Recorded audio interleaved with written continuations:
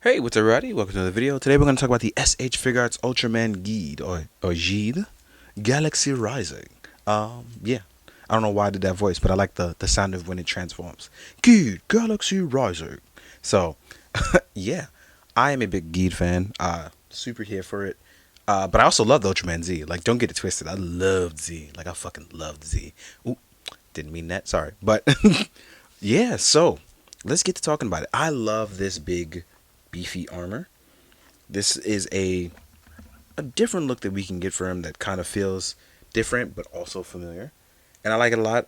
It's a whole different step in a different direction since we see Ultimate Final and a bunch of other mixtures of stuff like Royal Mega Master and stuff. So I just really like the way it looks because it's almost like he's covering himself in this fusion armor because that's exactly what it is. I believe it's X, Genga, and someone else. I can't remember, but it's a mix of these three that gives him access to this form. So I love the look of this. It's big, it's beefy, and it's colorful. It's almost like a Gundam. Like it has the reds, the blues, the whites. It's all primary hero colors. So it's just something different from the stray of red. But I just really like it. Now in terms of articulation, it's surprisingly good. Like we have articulation looking up, so that's always a plus. We can look down. We have a very nice extension looking down. We can look over to the side for that very nice side profile, that mean Guy demeanor, and like the downward spiraling hero. Really nice. Our arm articulation. So we have these shoulder pads that are actually on the arms. We can actually lift these up to a point where we can hit a T-pose with no problem. We have our bicep swivel. We have a nice rotation on the forearm as well. And we're double jointed to the point where it literally comes in completely flush. Like I wish this design overall, where it's just streamlined, where it pleases both aesthetic and articulation, ran so smoothly on so many other designs because this is utterly beautiful. Do we also have a butterfly joint that allows for some extra movement going forward? As you can see, we could fold out here and flex. I just really love how this was beautifully engineered. We can move backwards, we can move forwards, not as much. We still can tilt side to side and around, and we have our lower swivel, which adds to that, which gives us a nice bit of extra room. So when you want to do certain stances or get them down in that definitive guide pose where it's like, intimidating, this is where the legs get a little tricky. Now with the legs, we still get our thigh swivel that folds in and it folds out, but they made the torso this way to work well with this articulation. So there's no drop down method, but as you can see here, it starts to bow outward as you rotate up. But up until this point, we can literally go in straight, which is pretty nice. This is going to be your big bet, right? Because when you fold these legs in, this is where you have probably the least bit of articulation with him, but you can still fold the legs outward. As you can see, even though it's double jointed, we only end with a barely acute angle. But we still have generous ankle pivot and toe pivot. So getting down into these really like ferocious stances that Guy does, I love the fact that we can still do those. We can really still get a nice bit of movement that just looks like he's about to be a football tackler. I really, really enjoy this. This is a definitive figure that just screams powerful aura no matter how you kind of pose him up. And I just love that. Even like from a side profile, looks good. We can do like kick stances, which you won't need to, but if you wanted to, you could technically do an ultra kick, right? And even if you wanted to make your own effect for his Wrecking Burst or Wrecking Phoenix in this form, technically, I believe you can actually, with the butterfly joint, you can get over. Yep. So you can do Wrecking Phoenix as well. Let's actually get some nicer. There we go. So you can do Wrecking Phoenix. This is fun, right? So real quick though, what we're gonna do is we're gonna talk about our accessories. And this is where it gets cool because he actually comes with some accessories for Z himself. So if you don't have Z or you're having some struggles with Z, what's really cool about this is that with Z, a lot of his stuff comes with other characters. That's bummer for some people who don't want to buy all the other ones, but it's great for people who are completionists. So let's try to jump into that.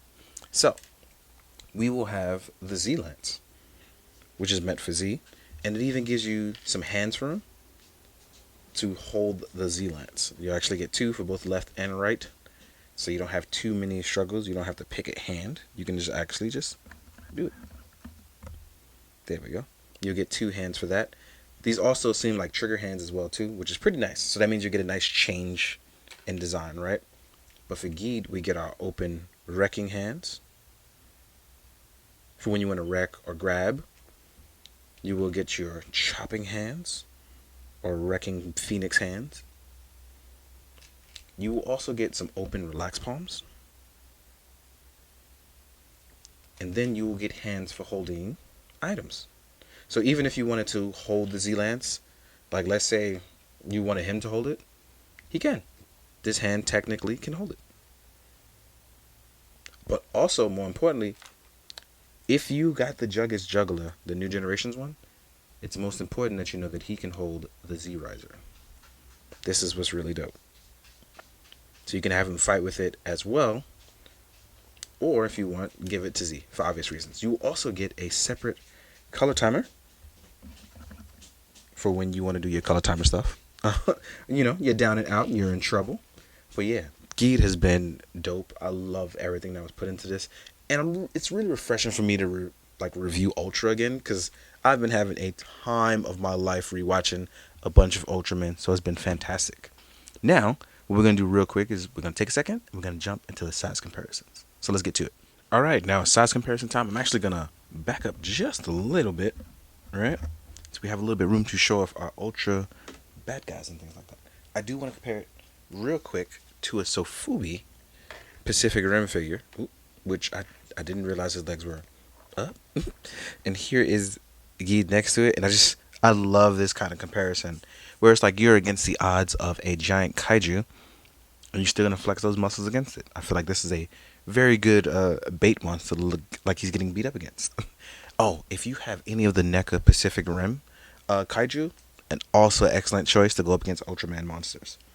Now, here is Geed next to his primitive form, the New Generations version. And as you can see here, they stack up pretty well. But you see the big difference in the design with these two. He's even slightly bigger. But I do love those sharper, darker blue eyes. Looks really, really good. Next up, here is King Joe. So King Joe up against him. And as you can see, this is more of in the flavor of mood of him.